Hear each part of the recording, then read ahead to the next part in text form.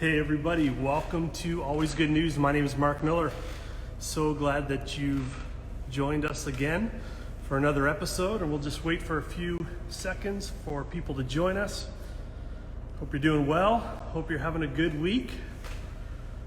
Welcome to everybody that's jumping on. We'll just, like I said, wait for a few minutes for people to join us. Every week we've got people joining us from different cities and countries all over the world. It's awesome. So it's my pleasure to host tonight. Welcome. Hey, listen, I know some of you watch every week and you never comment with what city or town or country you're watching from. So do us a favor, the comment box right on the bottom, type in your city, your town, your country, let us know. Be a part of it. We'd love to hear. Welcome to everybody joining in, Kelly and Nathan, Bruno, good to see all of you. Welcome to Always Good News. We're going to have a great time again.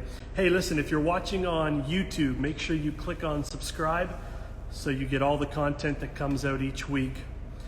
You know, what's the purpose behind Always Good News? Why do we do this every week? It's really simple. We want to bring you encouraging stories of God at work. You know, I was thinking this week, social media, the media in general, now seems to be so chaotic and noisy and divisive, and we just want to jump on and bring some good news, bring some good stories of God at work in people's lives and in cities and communities and churches, and we hope it encourages you, and I know tonight's going to be no different as we hear how God's been moving. In just a few minutes, I'm going to add our guest for tonight. I'm going to be joined by Pastor Andy Moore from Victoria, British Columbia on Canada's west coast. Pastor Andy leads GT Church, which is a vibrant, multi-site church in the heart of Victoria. He's been on staff there for 18 years and in ministry for over 25 years. And together with his wife, Lisa, they share a journey of leadership in the church there, but they've also shared a journey of brokenness and healing and vibrant new beginnings that show hope and faithfulness of God. And we're going to hear about that tonight as well. Andy's a passionate leader, passionate about training up young leaders, and he is also on the lead team of ARC Canada, which exists to plant life-giving churches across the nation of Canada. Andy and Lisa have 4 children, Hannah, Zach, Eden, and Mia, and it's going to be awesome to have this conversation with Andy tonight. And I'm so glad you're here. Like I said, if you joined us and you haven't let us know where you're watching, please do that as we get started. We'd love to hear where you're watching from. Hey, Pastor Andy. Hey, Mark. Good to see you. Thanks for joining us tonight. The pleasure. We got the country of Canada covered from coast to coast. This is awesome. That's right, we do. It's so good to have you, Andy. And we're going to, I just did a bit of an intro, let people know kind of your role at GT Church and with ARC church planting and that kind of stuff, and some of your family. We're going to jump into all of that, but before we do, we always put our guests on the hot seat with a little this or that. And so I'm going to throw that out, and this is just a fun way for people to get to know you kind of off script and maybe some more of the Andy Moore that they might not otherwise know. You ready for this? Let's do it. No pressure. Here we go. Vancouver Canucks or BC Lions? Canucks. Canucks. All right. You're a hockey guy? You know, I'm not a CFL guy. I'll just say that. I got to ask you, this is not part of the script either, but did you watch the Raptors game last night? Are you a basketball guy? Did I ever? Double overtime win. Come on. Yeah. Unbelievable. Unbelievable. All right, let's keep going. Netflix or cable TV? Both, but I'll say Netflix. All right. We do both. You do both. Fair enough. Tenting or hotels? This is hard to be honest about, but I'm going to say hotel. Hey, I'm with you on that, man. Absolutely.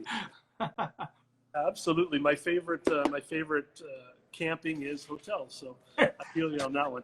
What about you're not in your own bed, but you're in a bed. Yeah, exactly. Bible app or hard copy, old school? I'm old school. I got to feel those pages. Yeah, awesome. Baked potato, mashed? Baked. Baked. Mac or PC? Mac. Okay. What about this one? Preaching or teaching? Oh. I think teaching. Oh, yeah? Yeah. kind of in the middle though by that reaction? Do you like doing both, or you're more of a teacher? Yeah. I mean, I don't know if I'm allowed to elaborate. I don't want to mess with the flow, but for me, it's about inspiring people to something. So Yeah. sometimes that requires teaching, but if your teaching has no inspiration, what's the Yeah. point? Yeah. Awesome. Okay, last one, real easy. Vanilla or chocolate? Oh, chocolate. No, no question. No question. Finishing off with an easy one. Andy, There again, you so go. good to have you, man. So good to have you. Listen, Thanks. let's jump in. Yeah. I was just saying, the reason why we do this every week is we just want to hear stories of God at work. There's a lot of noise, a lot of chaos, a lot of division right now. And sometimes in that noise, we forget that God is at work and good Totally. things are happening. That doesn't, those kind of headlines don't usually get the clicks, but it's real, and God is at work, and we're here this week after week. I can't wait to jump in with you. Why don't we start by just hearing a little bit about your faith journey, how you came to know Christ? Yeah. I'm a church kid, so I grew up in church. I'm actually from the U.S., Okay. so don't hold that against me. I'm from Arizona, so spent the first 25 years of my life in Arizona, but I grew up a church kid and came to Christ at age 10 at summer camp. Very significant time in my life. Just made a decision to follow Jesus. It wasn't without its detours throughout my teen years and kind of growing up in that world where I was a bit insulated from a lot of stuff. So then when you discover some of what's out there, you are curious. And so I had my seasons of wanderings, but it was at 10 years old that God really got a hold of my heart. Wow. And then at 12 years old, I really felt God say to me, I want to use you to help people. That was the way my calling came about. I want to use you to help people. And so it's interesting now, our mission statement at GT is helping people take the next step in their spiritual journey. Wow. And so it's rang true throughout my whole life. Yet, from 12 to 16, a little bit of wandering, a little bit of questioning. But it was about 16 years old when I just got really serious about my faith. Wow. And really started digging in. By the time I graduated high school, I was known as the preacher at school, but that was okay. It wasn't a weird thing, and it wasn't like I wasn't in the corner on the soapbox. I was integrated. I was connected, but I had a voice, and I found my voice. And so, ministry started for me early. Yeah, that's awesome. I love, again, a small detail, but I've heard it several times in these conversations is summer camps or retreats or those set apart times. Totally. That are so powerful, right? That's right. I mean, that's why I still believe in camp ministry, and we support heavily our camp here on the island, and just really believe in the impact of that kind of extended time to let God speak to you and unpack some of the cultural stuff that we get kind of stuck in. Yeah, no, I hear you. So you've been in ministry for a long time, Andy. I was saying in the intro, 25 years plus. So you started when you were 10, obviously. Tell us about that. Obviously, you started in the U.S., right? That's right. Yeah. So tell us a bit about that ministry journey. Yeah, sure. So I mean, did my schooling in the U.S. and started in youth ministry, and actually finished my Bible college while I was in ministry, eager and anxious, and opportunities came, so I took them. And so it was a journey to kind of do ministry, practice ministry while I was also learning my theology and so on. So it's good. A lot of years in youth ministry, 15 years in youth ministry, and then when I came to GT, where I'm at now, I started in youth ministry, and then developed that youth ministry to where we had a number of staff, and then I kind of transitioned into young adult ministry, and we birthed a ministry that was called Adore. It was a young adults focused ministry, and we really saw great success with that. Lots and lots of university students and young adults who were working professionals connected to what we were doing, and so I did that for well over a decade. And actually, our church, we still have that. Yeah. So a little more integrated into what we're doing as a whole now. But Is that when you I think, first connected with Billy Graham Ministries a number of years ago with some of the initiatives, Rock the River and so on? yeah, it was when I was still involved, sort of overseeing youth ministry, had some staff under me, had a large group of interns at that time, and so they were really involved as well. And we were just about to launch. So what happened with Adore is it started in like sort of a back room on a Thursday night at 8 o'clock and went till whatever late. And then it kind of grew up a little bit, and people started having babies and getting married, and it developed. And eventually we moved to Sunday nights, and the Sunday night service we had at our church was, like many, it was dying. And so Adore became our Sunday night service, and overnight our numbers, moving from Thursday night to Sunday night, they doubled. And then it just continued to grow from there. So yeah, it became something really special. Wow, that's awesome. I've been hearing a lot lately. Obviously, COVID-19 is the new how's the weather. Right. Let's talk about that. It's affected ministry, and Yeah. hearing a lot of pastors, that have been discouraged or just worn out by this time. Let me ask you a two-part question. What's the greatest joy of pastoral ministry, and what's the toughest part? In specifically in the COVID season, or more generally? In COVID or in general? Yeah. I mean, I've because I'm in a large church environment, continuing to develop and build staff is both sides of that coin. Yeah. It's the hardest thing I do, but it's also the most rewarding.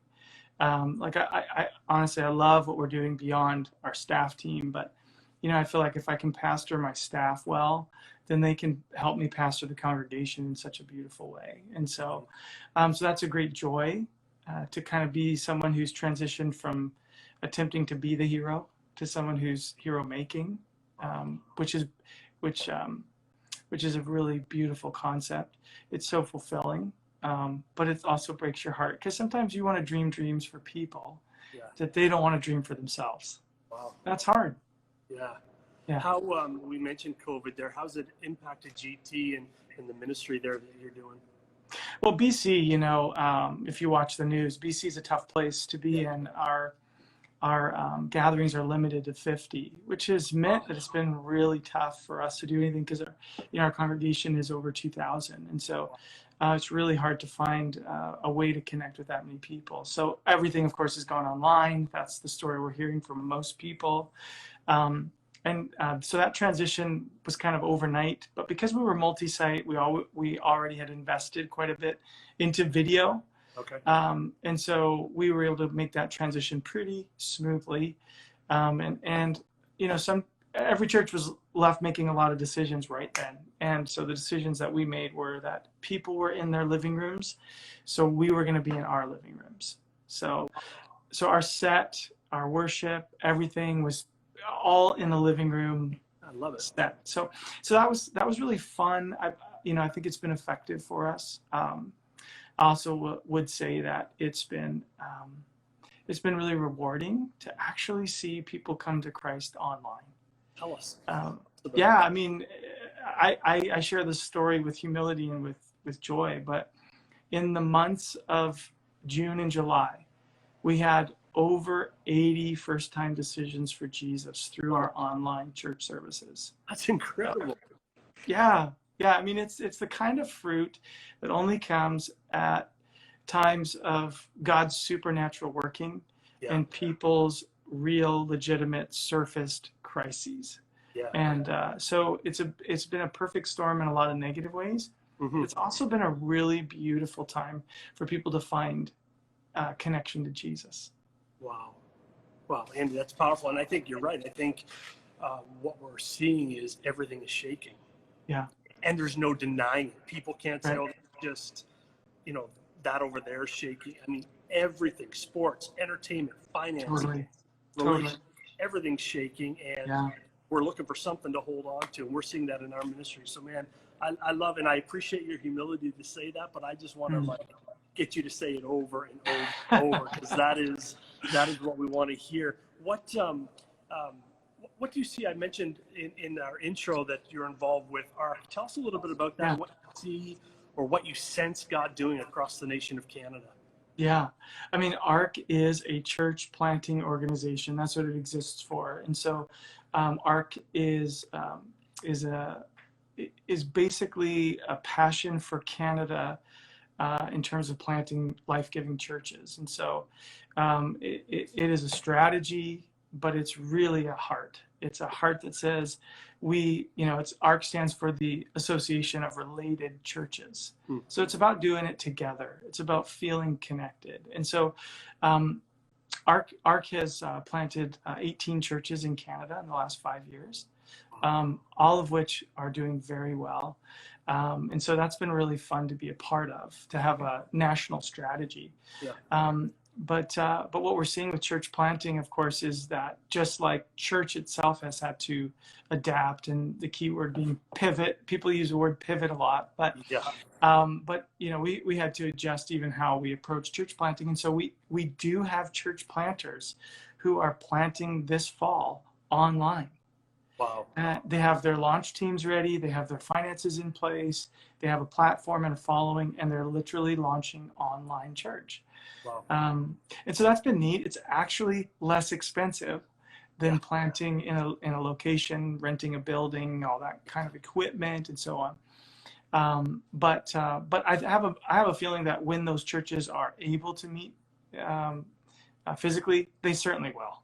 Yeah, absolutely. And I love that. And again, this is news that we're not generally hearing. In fact, I don't know what it's like in BC, but on the East Coast where I am, we're seeing more and more separate than churches being planted. But I'm looking at old churches that are now converted into pubs, right, or galleries. And as cool as it is, the vibe and the feel and the look, it breaks my heart because I'm sitting there eating. But I'm also thinking, man, this used to be a place of worship. This used to be a place where people encounter Jesus, and now it's a restaurant, And so to hear 18 churches in the last 5 years is good news of God at work, and man, that's incredible.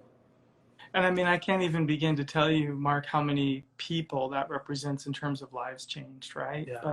But we find ourselves thanking God for the impact, and certainly not done. So we're training leaders, and we're building a national platform. We had to move our conference online this year, but ARC is worth staying connected to. It's worth investing in. It's worth praying for.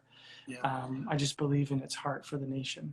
And we at the Billy Graham Association, we love the local church. In fact, man, if we can support you guys in any way, let's talk about that. And at the end, I want to make sure we give people a way that they can connect with you and your church, but also ARC.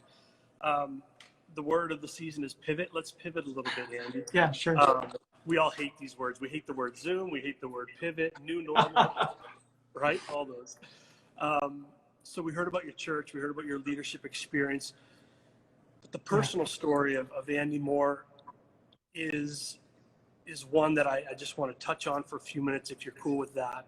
Sure. I want people to hear a little bit about you and your journey that goes beyond just maybe what people see in public and the platform, preaching, and the leader, but as a person, because we got people watching all over the place tonight that are, maybe going through some things, maybe similar, maybe different, but nonetheless, when I introduced you earlier, I mentioned that you and your wife have gone through what you would say would be a season of brokenness, but have experienced breakthrough, healing, and new beginnings. And isn't that the gospel, right? Yeah, making all things new.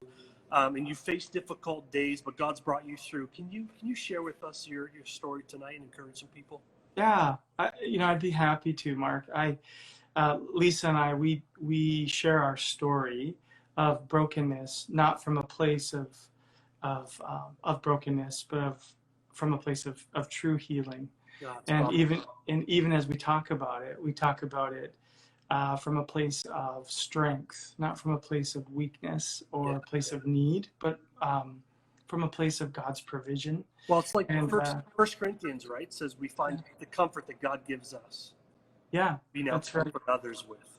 That's right. Yeah, right at the very beginning of 2 Corinthians, Paul opens up with that picture of finding a comfort that overflows into other people's lives. Yeah, absolutely beautiful. Yeah, and so I mean, like our story, we're a blended family, and I think that helps people begin to understand where the brokenness came. So, for Lisa and myself, we both lost a marriage, and it really, when I talk about it, I talk about really about a dream dying, and I think people can relate to that because my story is about a marriage. My wife's story is about a marriage that died, but there are times where people have dreams, and those dreams die, and trying to find a way to live beyond the death of a dream sometimes is really, really difficult, and people can get stuck in a cycle of that brokenness. But God really walked us through our pain and our loss and into a place of new beginnings together. So my story, Lisa's not here today to tell hers, so I'll kind of tell both sides of it. But my story is growing up in Arizona, going to Bible college, meeting someone, getting married, early in ministry, and dreaming about what could come. And then over the course of the many years of that marriage, dealing with the brokenness and the pain of marital unfaithfulness a number of times on the part of my wife. And so that was really, really painful. And in the course of time and moving even from the US to Canada, that was a move to try to repair, try to heal, try to bring whatever could be reconciled back into that place of wellness. My first wife's family is from Victoria, so it was a move to try to be close to family. And in the course of time, that didn't prove to be enough. And so brokenness came, lost that marriage, found myself alone as a single father with a 5-year-old daughter, trying to navigate not only being a single dad, but also being a pastor. In fact, those were sort of the first 8 years of my ministry at GT. And as you said at the beginning, I've been here 18 years now. So we made it. The congregation walked with us. God walked us through that. We found many mentors and lots of healing. And so my daughter and I, we just tried to figure out life together.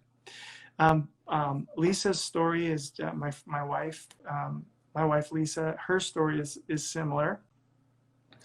She was married, met her husband at church, got married, were involved in the youth ministry of their church. And over the course of time, he decided he just didn't want to be married anymore, and came and left 3 different times on 3 different occasions. Wow. And so that was very painful for her. The final time was, very devastating. She came home with her small son, Zachary. He was only 3. Came home and found the house cleaned out. The only thing that was left of her first husband's belongings was the Bible that she had given him and his wedding ring on the Bible, signaling a real sense of the die is cast and direction has been set. So that was her painful story. So she's alone with her little guy. I'm alone with my little girl. And in the course of time, God begins to do that healing work in our hearts. And Mark, I think it's very important to say that the valley of Baca, that's the term that the Bible uses, the valley of tears, is a place where often we feel like we are alone in those valleys. And I've been so encouraged by Psalm 56, because in Psalm 56 it says that that God marks down every tear in his book, and he carries every tear in his bottle. So even those lonely tears that we cry in the valley of Baca, not a single one of them is forgotten. Wow. And there's purpose in them. There's healing in them. And I think for me, I didn't know the future. I didn't know what God was going to do. But I would just say that, continually I would say to God, God, remember my tears. And that alone was such a comfort to know that as I walk through this brokenness, God remembers. Yeah. And so over the course of time, I meet this amazing, amazing woman, and we decide to put our lives together with great counsel and care. And so, this little girl and this little boy are now graduated and on to college, and one of them is in grade 12, our son Zach, and there's two little ones behind him who are 9 and 11 now. And so we have this beautiful, messy, blended family, three different homes coming and going. And but God is so good, and it has been a beautiful place to point and say, Lord, no one could have worked this out but you. Yeah. No one but God could have walked us through that experience. Wow, Andy, powerful. First of all, thank you. Thank you for jumping on. And I know you and your wife share this story, but just agreeing to share it on this platform with this audience, man, it's a blessing. And so many thoughts running through my head. I often say, everybody's got stuff. Yeah. Right. And we don't know, you refer to it as the death of a dream, and that can capture so many different scenarios, and it so powerfully articulates what it is people go through. And I think it's important that as followers of Jesus, that we even share our brokenness and our vulnerability, not just the wins. Yeah, absolutely. Because it's those brokenness and those struggles that I think more people, especially people that don't know Christ, can relate to. And then when they see you walk through it with redemption and with healing, it was tough, it was ugly, it was messy, it was lonely, it was all of those things, but yet here you are, like we talked about, comforting others with the comfort you've received. And isn't that the redeeming power of God and the good news of the gospel? Yeah, amen. I mean, I always go all the way back to the story of Elijah whenever I think about this experience that I went through and the pain that many people feel. Because here's Elijah in 1 Kings 17, just being so obedient, listening to God. God says, go tell the king, there's not going to be any rain. And so he does. And from there, he finds himself walking through what's known as the Kerith ravine, that deep place of cutting. That's what Kerith means, to be cut down, like you cut down a tree. Wow. And while he's there, he experiences much of what many of us have experienced through COVID. Yeah. He experiences first isolated pain. And, any brokenness in your life leads you to a place of no one else gets this. No one else feels what I'm feeling right now. They may have felt it at one time, but right now, this is my moment to feel it. And I feel so alone. Isolated pain. I mean, I think that's just part of it. But what happened during that time is God showed up. Yeah. And, that's where the ravens come and bring the food, and the brook is providing the water. Like, God looked after him in that isolation. And I think many of us can now, at this stage in our COVID journey, we can testify God's looking after us. He's faithful, even in that ravine, that cutting place, and so good. But then it goes on for Elijah, and he becomes totally dependent on God because God's the only one who can provide for him. And so it moves from isolation to dependence. And what a cool journey that is for so many of us. And I think that would be the journey I would encourage those who are listening and watching to look for. Move from the isolated pain to complete dependence, because God's going to look after you, and he's got a way for you. And then, like Elijah, sometimes the provision seems to dry up, right? The brook dried up, ravens stopped coming. So what does that mean?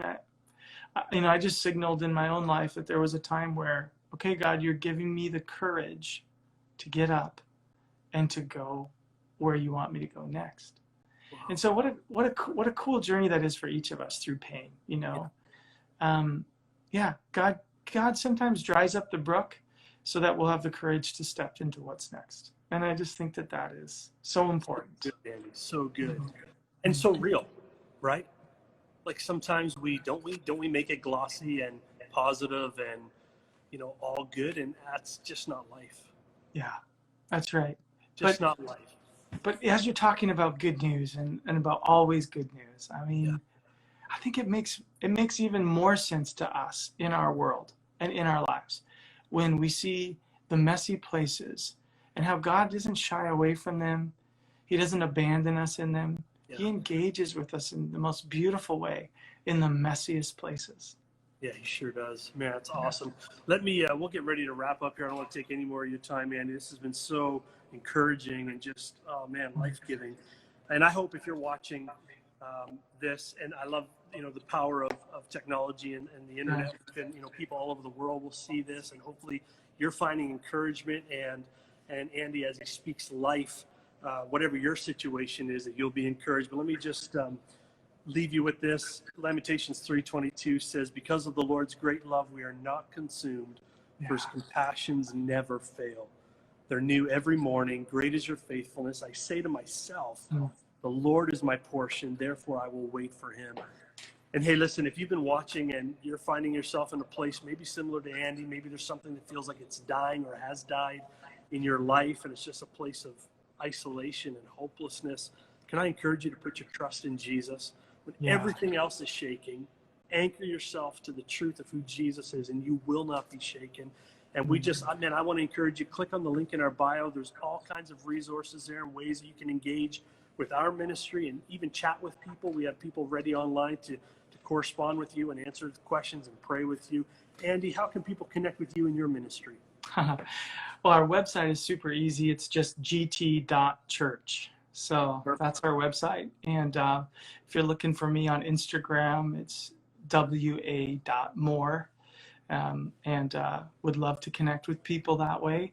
And hey, if you want to reach out to me on email, it's andy@gt.church. So very simple. That's incredible. Andy, would you pray for everybody tonight? Would love that. God, we are so amazed at your grace and your comfort in times of distress and trouble. And Lord, it's important for us to remember that every season comes and goes. And so, Lord, wherever we may find ourselves right now, I'm just so thankful that this is not the end of the story. You're still writing our story. And Lord, it's not the last mountain we'll climb. It's not the last valley we will traverse. It's not the last tear we will cry. But the one thing we know for sure is that our God is so good and that he is present. And so I pray for those who are hearing this message, hearing this conversation today. I ask in Jesus' name that through technology, you would reach into hearts and lives, that you would touch people, minister to them, encourage them, and give them a sense of hope that the story is still being written. And God, at the very end, you certainly will win. So we thank you for victory, and we thank you for comfort in the name of Jesus. Amen. Amen. That's awesome. God bless you, Andy. Thanks so much for joining us. Thanks. And you're a blessing. Good night. Take care. Bye.